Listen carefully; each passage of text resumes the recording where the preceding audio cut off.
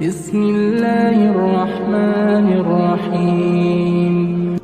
আসসালামু আলাইকুম ওয়া রাহমাতুল্লাহ।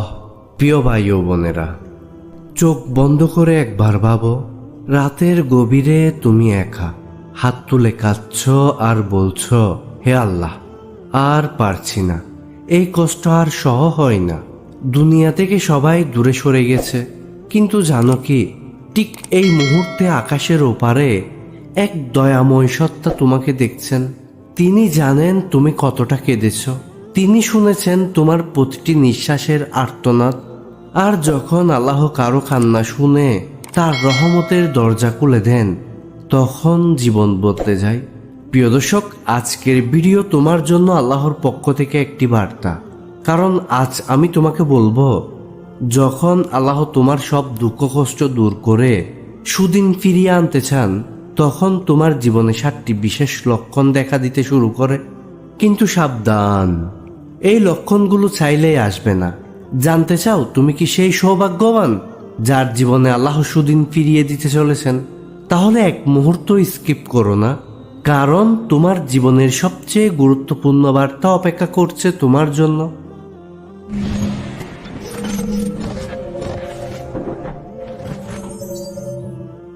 1 নাম্বার, তুমি ধৈর্যের শক্তি অনুভব করতে শুরু করবে।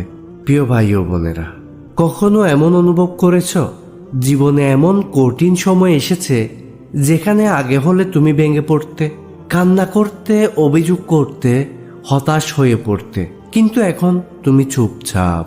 একটি অদ্ভুত শান্তি তোমার ভেতরে বাসা বাঁধছে। তুমি কাঁদছ না, তুমি অভিযোগ করছো না, তুমি শুধু বলছো আল্লাহ আছেন, তিনিই দেখছেন। এটা ছোট ব্যাপার না, এটা প্রথম লক্ষণ যে আল্লাহ তোমার দুঃখের সময় শেষ করার জন্য তোমাকে প্রস্তুত করছেন। আল্লাহ নিজেই কোরআনে বলেন, নিশ্চয় আল্লাহ ধৈর্যশীলদের সঙ্গে আছেন। সূরা বাকারা আয়াত নাম্বার 153। আল্লাহ সাহায্য কখন আসে জানো? যখন বান্দা চিৎকার না করে, অভিযোগ না করে, ধৈর্যের সাথে তার কাছে মুখ ফিরিয়ে রাখে, তখনই আল্লাহ সাহায্য আসে। প্রিয় দর্শক, একজন যুবক ছিল প্রচন্ড দরিদ্র। বাবা মারা গেছেন, মা অসুস্থ, কেউ তাকে সাহায্য করত না। চারপাশের মানুষ উপহাস করত, কিন্তু সে কাঁদত না। সে শুধু রাতে উঠে আল্লাহর কাছে বলতো, হে আল্লাহ, তুমি আমার জন্যই যথেষ্ট। কয়েক মাসের মধ্যে সে এমন একটা সুযোগ পেল যা তার কল্পনারও বাইরে ছিল। আজ সেই যুবক নিজের পরিবারকে দেখাশোনা করছে আর গরিবদেরকেও সাহায্য করছে। এইসবের শুরু হয়েছিল ধৈর্যের শক্তি দিয়ে। প্রিয় দর্শক, তুমি কি এখনো অনুভব করছো এমন ধৈর্যের শক্তি তোমার মাঝেও আসছে? যদি উত্তর হ্যাঁ হয়, তাহলে কমেন্টে লিখে দাও, আলহামদুলিল্লাহ, আমি ধৈর্য শিখছি। 2 নাম্বার, তোমার অন্তরে তাওবার আগুন জ্বলে উঠবে।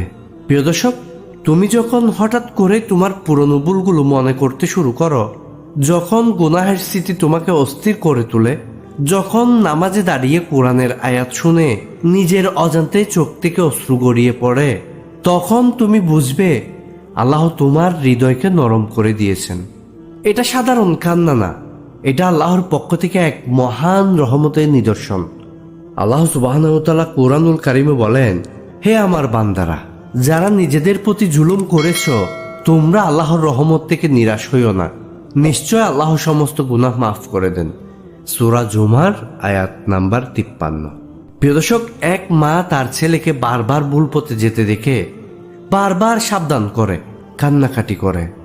একদিন সেই ছেলে গভীর রাতে হঠাৎ তাওবার অশ্রুতে ভেসে যায়। সে আরামে ঘুমানোর আগে তওবা করে কাঁদে।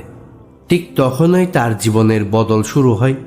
আল্লাহ আমাদের অন্তরে যখন তাওবার তীব্র আকাঙ্ক্ষা দেন, তখন তিনি চাইছেন আমরা নতুন জীবন শুরু করি।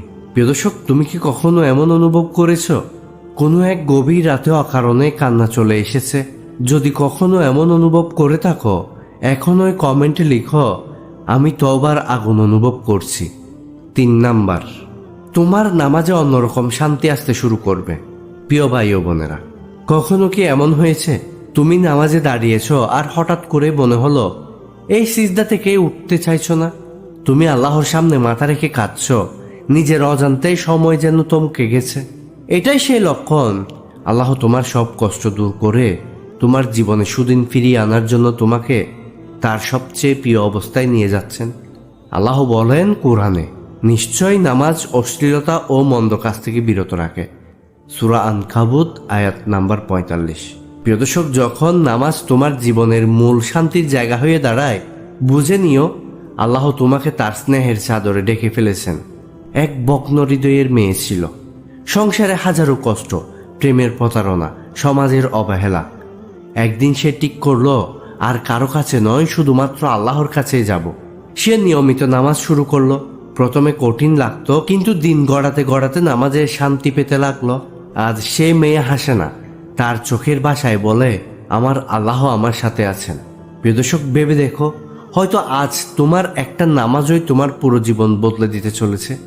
যদি তুমি নামাজে অন্যরকম শান্তি অনুভব করতে শুরু করো, এখনই কমেন্টে লিখে দাও, আমার শান্তি আমার সিজদায়।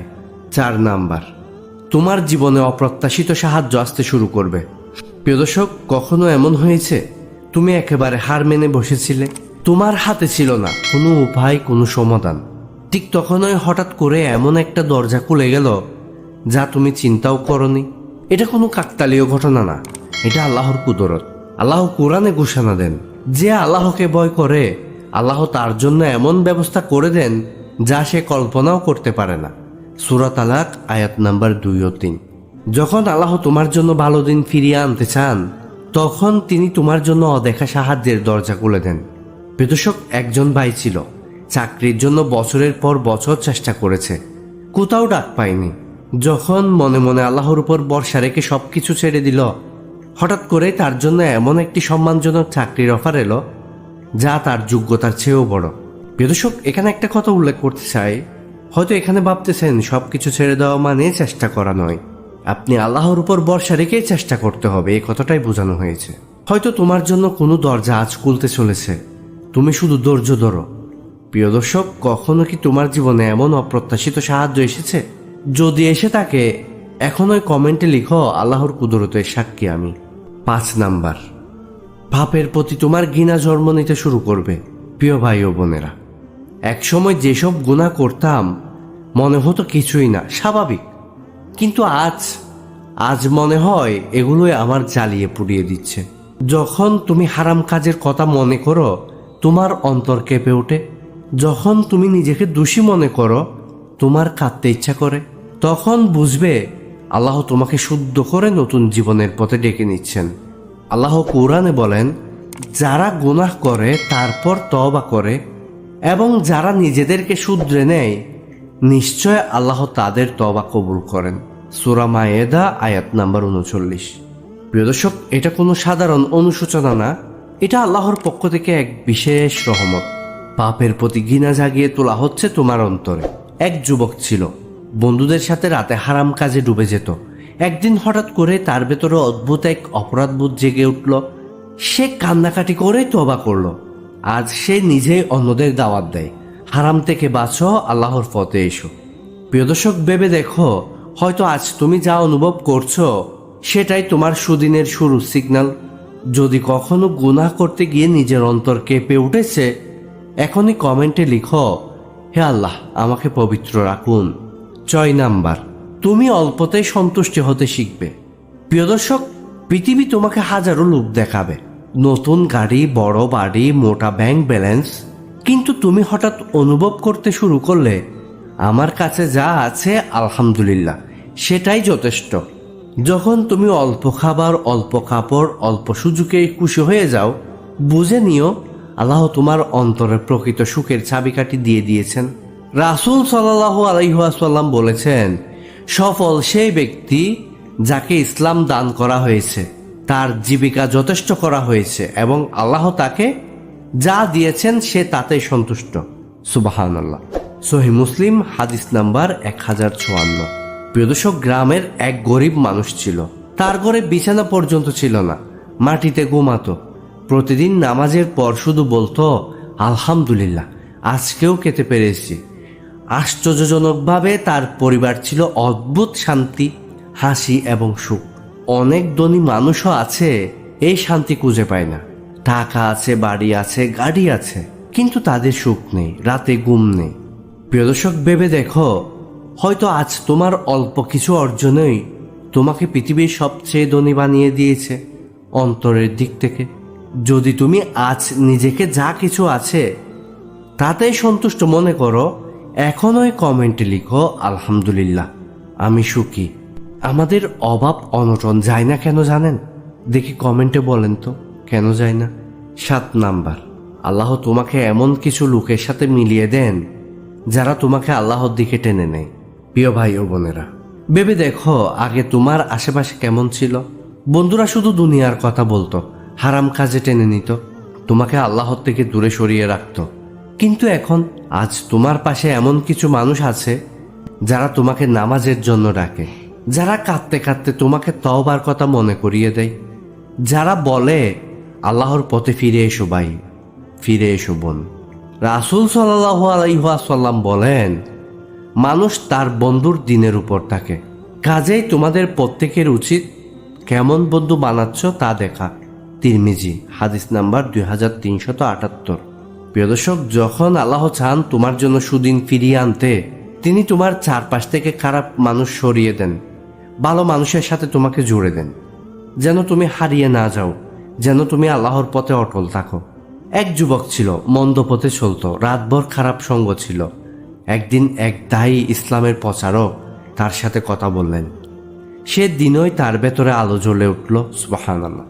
সে তার সব হারাম সঙ্গ ত্যাগ করলো, নতুন বন্ধুদের সাথে মসজিদে যেতে শুরু করলো। আজ সে নিজেই অন্যদেরকে ডাকে আল্লাহর পথে ফিরে আসার জন্য। হয়তো আজ তোমার জীবনেও আল্লাহ কারো মাধ্যমে পাঠাচ্ছেন। তুমি কি সেটা অনুভব করছো? যদি তুমি আজ এমন কাউকে পেয়েছ যে তোমাকে আল্লাহর পথে টেনে নিচ্ছে, এখনই কমেন্টে লিখো আলহামদুলিল্লাহ, আল্লাহ আমাকে সঠিক সঙ্গ দিয়েছেন। প্রিয় ভাই ও বোনেরা, সারা জীবন আমরা কি নিয়ে দৌড়েছি? কখনো টাকার পেছনে, কখনো সম্মানের পেছনে, কখনো মানুষের ভালোবাসার পেছনে। কিন্তু যখন রাত গভীর হয়, যখন কোলাহল থেমে যায়, তখন কি সত্যি আমরা শান্তি পাই, নাকি ভেতরে একটা শূন্যতা তাড়া করে বেড়াই? প্রিয় দর্শক, মনে রাখো, আল্লাহর সাথে সম্পর্ক ছাড়া কোনো শান্তি নেই, কোনো সুখ নেই, কোনো মুক্তি নেই। আজ তুমি যদি অনুভব করো তোমার অন্তরে পাপের প্রতি ঘৃণা জন্ম নিয়েছে, তুমি অল্পতেই সন্তুষ্ট, তুমি ভালো মানুষদের সঙ্গে পেতে শুরু করেছ, তাহলে নিশ্চিত জেনে রাখো আল্লাহ তোমাকে ডাকছেন। তিনি তোমার দুঃখ কষ্ট দেখে তোমার জন্য সুদিনের ধার খুলে দিচ্ছেন।